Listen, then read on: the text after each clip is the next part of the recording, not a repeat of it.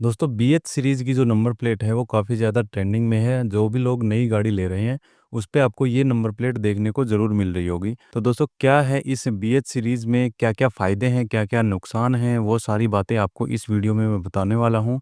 और ये state number plate से किस तरह से अलग है, क्या इसमें आपको बेनिफिट मिलने वाले हैं, तो सारी बातें इस वीडियो में करेंगे। तो बने रहिए मेरे साथ एंड तक। चलिए वीडियो को बिना किसी देरी के स्टार्ट करते हैं। Hello everybody and welcome back to our channel study autos.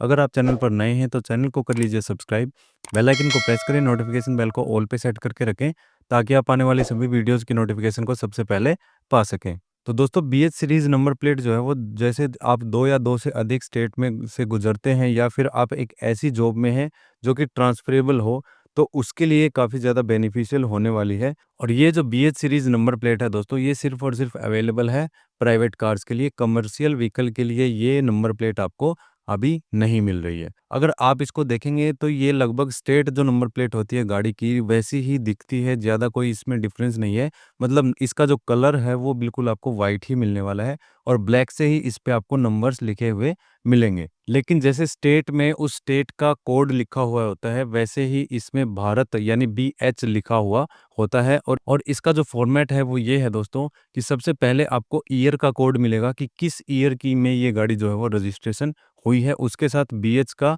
आपको BH सीरीज़ का जो कोड है वो मिलेगा BH। उसके बाद गाड़ी का रजिस्ट्रेशन नंबर मिलेगा और लास्ट में आपको मिलेगा व्हीकल कैटेगरी। तो जो लास्ट में आपको अल्फ़ाबेट दिखेंगे उससे आपको ये भी आइडिया हो जाएगा, अगर आप इसके बारे में नॉलेज रखते हैं तो, कि ये जो गाड़ी है वो किस कैटेगरी की गाड़ी है। तो इस तरह से आपकी जो सीरीज़ है वो इस नंबर प्लेट में बनती है। लेकिन इस सीरीज़ में या इस नंबर प्लेट में ऐसा ख़ास क्या है जो कि सभी लोग इसको अब प्रेफ़र करने लग गए हैं? तो दोस्तों ये पूरे देश में मान्य है। मतलब आप इंडिया में किसी भी स्टेट में या किसी भी यूनियन टेरिटरी में चले जाइए, ये नंबर प्लेट हर स्टेट में वैलिड रहेगी।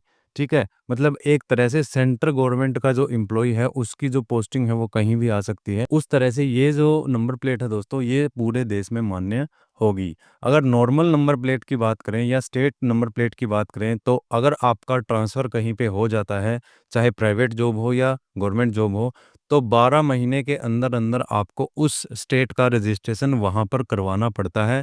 नहीं तो आपको जो है वो दिक्कत आ सकती है और आपका इंश्योरेंस क्लेम भी रिजेक्ट हो सकता है। लेकिन ये सारी परेशानी आपको BH सीरीज़ में नहीं मिलती। इसी के साथ अगला जो बेनिफिट है वो ये है दोस्तों कि नॉर्मल नंबर प्लेट में आपको 15 साल, जैसे पेट्रोल की गाड़ी ले रहे हैं तो 15 साल का जो रोड टैक्स है वो आपको एक साथ देना होगा। अगर आप डीज़ल की गाड़ी ले रहे हैं तो आपको 10 साल का जो रोड टैक्स है, या अगर आप NCR में आते हैं तो आपको वो 10 साल का एक साथ ही देना होगा। अगर आप NCR में नहीं आते तो 15 साल का जो रोड टैक्स है वो आपको लगने वाला है। तो जो ये रोड टैक्स है ये कैसे लगता है, गाड़ी की साइज़ के अकॉर्डिंग उसके प्राइस के ऊपर जो परसेंटेज फिक्स की जाती है, उसके अकॉर्डिंग ये जो टैक्स है वो कैलकुलेट किया जाता है।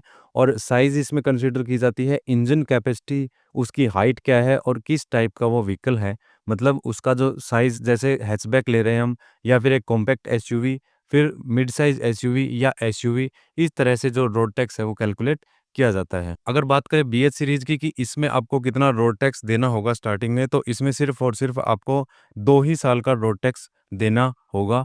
2 साल के बाद ये हर 2 साल में रिन्यू आपको करवाना पड़ेगा। मतलब अगर देखें तो लगभग वहीं पे बात आ रही है। लेकिन इसके कुछ बेनिफिट्स मिल जाते हैं, तो इस हिसाब से आपको BH सीरीज़ लेनी चाहिए। और BH सीरीज़ में जो रोड टैक्स होता है वो लगता है दोस्तों कीमत से GST को हटा करके, और फिर उस पे आपको रोड टैक्स देना होता है। तो ये हो गई दोस्तों कि रोड टैक्स आपको कितने साल में रिन्यू करवाना है और कितना रोड टैक्स आपको देना होगा। अब बात करते हैं दोस्तों एलिजिबिलिटी की, कि इस नंबर प्लेट के लिए कौन-कौन एलिजिबल है। तो अगर या तो आप सेंट्रल या स्टेट गवर्नमेंट के एम्प्लॉइज़ हैं, या फिर आप प्राइवेट सेक्टर के एम्प्लॉयी हैं, लेकिन आपकी कंपनी का जो ऑफ़िस है वो 4 स्टेट में या उससे ज़्यादा है, या फिर आप डिफेंस में काम करते हैं, यानी डिफेंस सेक्टर में आपकी जॉब है, या फिर बैंकिंग सेक्टर में या एडमिनिस्ट्रेटिव सर्विसेज में। तो आप अगर इन कैटेगरीज़ में फ़ॉल करते हैं तो दोस्तों ये जो नंबर प्लेट है वो आप ले सकते हैं। इसी के साथ रजिस्ट्रेशन की बात करें कि रजिस्ट्रेशन कहाँ पे होगा, तो रजिस्ट्रेशन के लिए या तो आप जिस शोरूम से गाड़ी ले रहे हैं, वहीं पे आप उनको बता दीजिएगा कि मुझे BH सीरीज़ का नंबर चाहिए। तो वो आपका जो रजिस्ट्रेशन है वो BH सीरीज़ में ही करेंगे, या फिर आप खुद अगर रजिस्ट्रेशन करना चाहते हैं तो आपको वाहन पोर्टल पे जा करके और वहाँ पे आप रजिस्ट्रेशन कर सकते हैं। प्राइवेट एम्प्लॉइज़ जो हैं या फिर प्राइवेट सेक्टर में जो काम करते हैं लेकिन उनका ट्रांसफ़रेबल जॉब है, तो उनको जो है वो थोड़ा-सा डॉक्यूमेंटेशन ज़्यादा करना होता है। जैसे सबसे पहले उनको फ़ॉर्म 60 भरना पड़ेगा, इसी के साथ वर्क सर्टिफ़िकेट लगेगा, एम्प्लॉयी आईडी उनको दिखानी पड़ेगी और फिर कुछ ज़रूरी डॉक्यूमेंट्स जो हैं वो उनको देने होते हैं। इसी के साथ फिर उनको आरटीओ अप्रूवल मिल जाता है और उसके लास्ट में फिर आपको जो जितना टैक्स कैलकुलेट होके आता है, वो आपको भरना पड़ता है।